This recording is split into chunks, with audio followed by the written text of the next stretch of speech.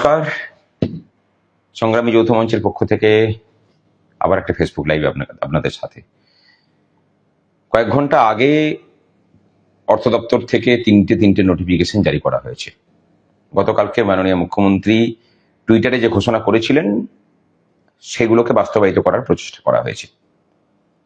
এখন এই সরকারটাকে তো 15 বছর ধরে আপনারা দেখছেন, মানে কাজে যা বলে, কথাই যা বলে, কাজে করার ঠিক উল্টো। গতকালকে যখন উনি বললেন যে এই সকলকে দেওয়া হবে, এই হবে, হেন হবে, তেন হবে,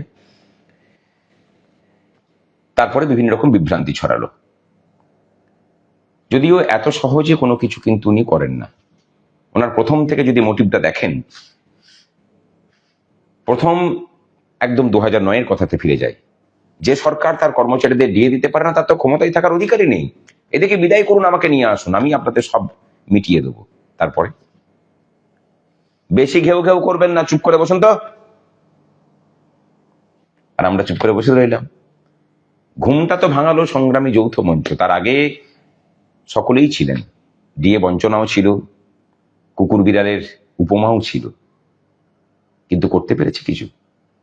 আমরা আসার পর থেকে বন্ধ হয়ে যাওয়ার ডিএর চাকাটাকে যেমন সচল করেছি, ওনার অপশব্দ সেটাকে মুখে কুলু পাঠিয়েছি, বন্ধ করে দিয়েছে। সেটা বলতে পারেননি। বাকিদেরকে খারাপ কথা বললেও কর্মচারীদেরকে নিয়ে 2023 সালের পর থেকে কোনো খারাপ কথা ওনার মুখ দিয়ে বেরোয়নি, বের করতে সাহস পাননি বলতে পারেন। আর সেটার কৃতিত্ব আপনাদের সকলের। অর্থাৎ এটা প্রমাণ হয়েছে, মানুষ যতই নিপীড়িত হোক, বঞ্চিত হোক না কেন, সংঘবদ্ধভাবে যদি রুখে দাঁড়ায়, আক্রমণকারীকে পিছুটান দিয়ে পালাতেই হয়। ডিএ মামলা চলছিল, কারেন্ট ডিএ নিয়ে যেমন আমাদের লড়াই জারি আছে, সেটাকে সচল রাখা, সেটা আমরা সমস্ত রকম প্রচেষ্টা করে চলেছি। অস্থায়ী কর্মচারীদের বেতন বৃদ্ধি কিছু কিছু ক্ষেত্রে হচ্ছে, কিন্তু সেটা সন্তোষজনক নয়। দুর্ভাগ্যের এখানে বিষয় যে তাদেরকেও আমরা সাথে পাচ্ছি না, তারা নামছেন না পথে। সংঘবদ্ধভাবে নামলে পরে হয়তো ফল হতে পারে, হয়তো কেন হবেই। এই লড়াই তার প্রমাণ দেখাচ্ছে। সংগ্রামী যৌথ মঞ্চ সহ সরকারি কর্মচারী পরিষদের সম্মিলিত প্রয়াস তাদের রং ধরছে। কিন্তু মানুষের ঘুম কি অত সহজে ভাঙে? না, ভাঙছে না। আর ভাঙছে না বলেই এখনো পর্যন্ত ছলচাতুরি কিন্তু উনি করে যাচ্ছেন। যে অর্ডারটা বেরিয়েছে, আমার প্রাথমিকভাবে মনে হয়েছে কোথাও না কোথাও দেখে এটাকে, যে সুপ্রিম কোর্টের যে নির্দেশিকা ছিল, সেই নির্দেশিকার উল্লঙ্ঘন অধিকাংশ ক্ষেত্রে করা হয়েছে। এবং এই মানসিকতাটা খুব প্রকট। আরে সুপ্রিম কোর্ট রাখতো, ওটা বাকি অংশের। এই পশ্চিমবঙ্গে আমি সুপ্রিম কোর্ট মানি না। এখানে আমি যা বলবো তাই হবে। আলাপন বাবুরা আছেন তো সুপ্রিম কোর্টের উপরে। হ্যাঁ, আপনারাই বসিয়ে রেখেছেন তাকে।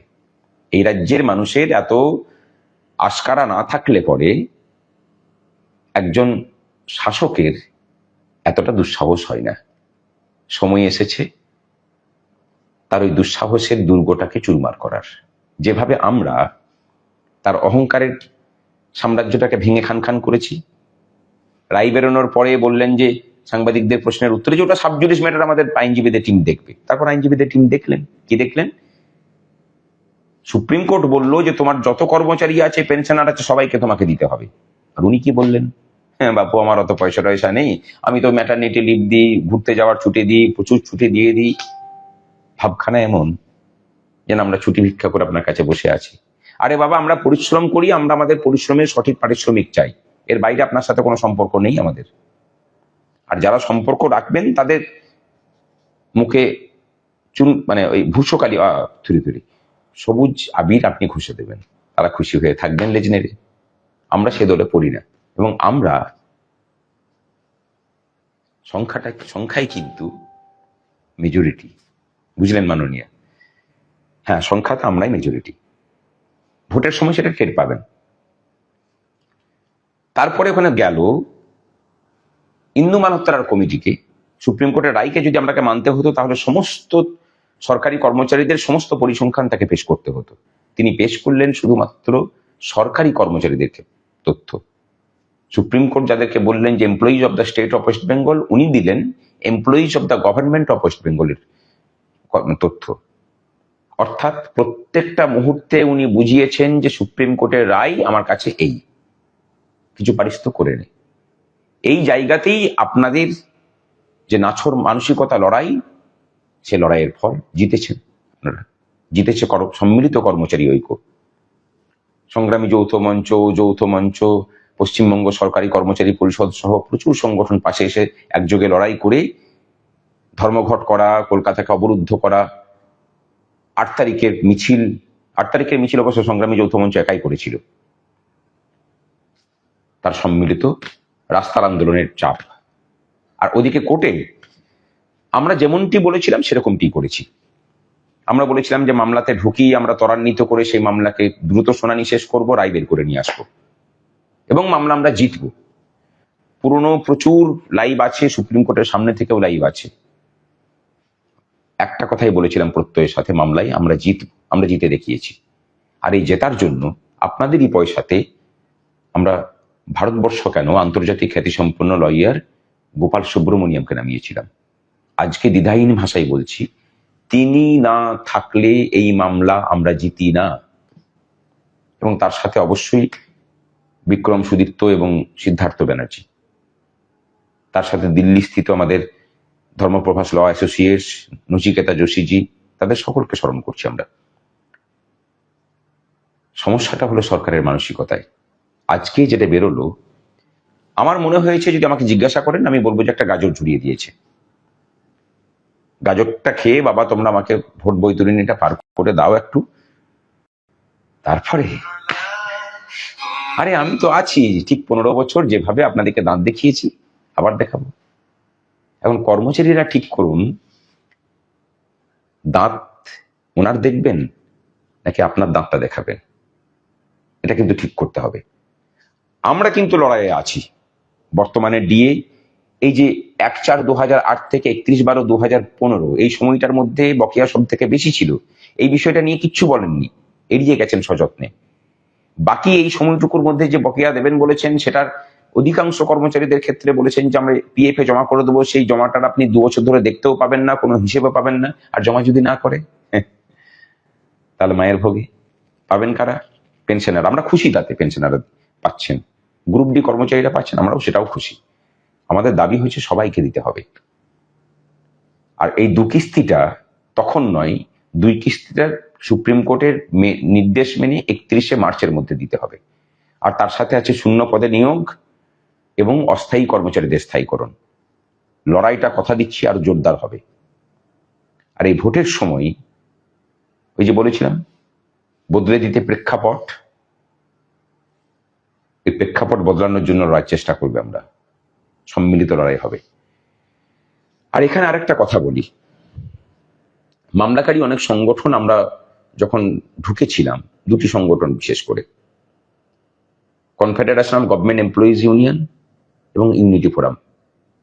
আচ্ছা, কর্মচারীদের আরেকটা পক্ষ যোগদান করছে সেখানে মামলাতে, আর একজন আইনজীবী দাঁড়াবেন। আচ্ছা, তাতে কর্মচারীদের কি আপত্তি থাকতে পারে বলতে পারেন? আজকে এসে সেই প্রশ্নটা তুলছি আমরা, এতদিন তুলিনি। আপত্তিটা সরকার করেনি, আপত্তিটা কর্মচারী পরিষদও করেনি, এই 2টো সংগঠন করেছিল। বুঝতে পারছেন কাদের কথাই চলে এটা? ধর্মঘট করছি, ধর্মঘটের বিরোধিতা করছে। আর আজকে দেখলাম মুখ্যমন্ত্রী এখানে ধন্যবাদও জ্ঞাপন করেছেন, যেন আদি ভৃগু সব ঠিকে নিয়ে বসে আছেন। সে ঠিকে নিন, অসুবিধা নেই, কিন্তু ধন্যবাদটা কেন দিলেন সেটা একটু বলবেন বুঝিয়ে। এই যে অর্ডারটা বেরিয়েছে, তারপরে কোন ধন্যবাদের কাজ উনি করেছেন? পয়সা যদি না থাকে তাহলে এত এত ভাতাশ্রী প্রকল্প কিভাবে উনি চালু করলেন ভোটের মুখে? টাকাটা এলো কোথা থেকে? নিশ্চয়ই টাকা ছাপানোর মেশিন মানে আরবিআই থেকে ধার করে নিয়ে আসেননি। তার টাকা আছে, কর্মচারীদেরকে দেবার মতো সদিচ্ছা নেই। তারপরেও যারা ধন্যবাদ দেন তাদের অবস্থান নিয়ে কর্মচারী মহলের এবার সজাগ হওয়ার প্রয়োজন হয়েছে। আর ওনার যদি এতই সদিচ্ছা থেকে থাকে, এখনো পর্যন্ত সুপ্রিম কোর্টে ওনাদের দাখিল করা MA অ্যাপ্লিকেশন অথবা রিভিউ পিটিশন কোনোটাই কিন্তু এখনো পর্যন্ত উইথড্র করেননি। আমরা দাবি করব সেটাকে উইথড্র করুন, যদিও সবাইকে দেওয়ার মধ্যে দিয়ে সেটাকে কমপ্লাই করে নেওয়া হয়েছে। আরো একটা কথা, একমাত্র সংগ্রামী যৌথ মঞ্চই এই মামলাতে সকলের পক্ষ রেখেছিল, আর তার ফলশ্রুতিতে এটা পেয়েছেন। অনেক রকম বিভ্রান্তি হয়েছে মামলায়। আমরা যখন চূড়ান্ত ভাবে লড়ছি তখন কেউ কেউ ফেসবুক লাইভ করে বলেছে যে কর্মচারীরা সরকারি কর্মচারী ছাড়া অন্য কেউ পাবে না, এটা তো আমরা কেস করেছিলাম, স্যাটে মামলা হয়েছিল। আমরা সবাই বিভ্রান্ত হয়েছিলেন। তাদের উদ্দেশ্য ছিল সংগ্রামী যৌথ মঞ্চকে যেন কেউ টাকা বড়ি না দেয়, যাতে করে আমরা মামলাতে লড়তে না পারি। আর আমরা বলেছিলাম নিশ্চিন্তে থাকুন, সকলের জন্য আদায় করে নিয়ে আসবো। তারপরে যখন সরকার এমএ অ্যাপ্লিকেশন করলো তখনও আপনারা বিভ্রান্ত হয়েছিলেন। আমরা বলেছিলাম নিশ্চিন্তে থাকুন, আমরা আছি। আমরা কিন্তু কথা রেখেছি, প্রথম থেকে যে কথা দিয়েছি অক্ষরে অক্ষরে পালন করেছি। এবার একটা কথা আপনাদেরকে দিতে হবে, এই সরকারের বিরুদ্ধে যে লড়াইটা আমরা লড়ছি সেই লড়াইয়ের অভিমুখ যেন বদল না হয়। আপদ বিদায়ী হোক। ডিএ চোর নবান্ন চোর, চাকরি চোর নবান্ন চোর, স্বপ্ন চোর নবান্ন চোর। দেখা হচ্ছে লড়াইয়ের ময়দানে। ভালো থাকবেন সকলে। শুভরাত্রি।